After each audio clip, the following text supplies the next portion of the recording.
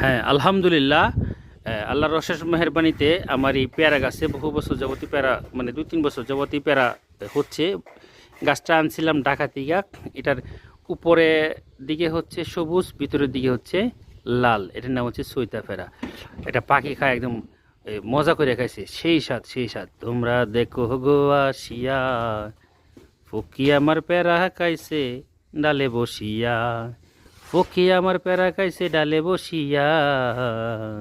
আলহামদুলিল্লাহ, পকি এই প্যারা খাওয়াতে আমাদের নেকি হওয়ার সম্ভাবনা আছে। আল্লাহ পাক বলেন, বৃক্ষরোপণ হচ্ছে সর্বোত্তম নফল এবাদতগুলোর মধ্যে একটা। বৃক্ষ আপনাকে কিছুই যদি না দেয়, তারপরে আপনাকে অক্সিজেন দেবে, যেটা প্রাণীগুলোর জন্য বেঁচে থাকার জন্য সর্বোত্তম, সর্বোচ্চ গুরুত্বপূর্ণ একটা জিনিস।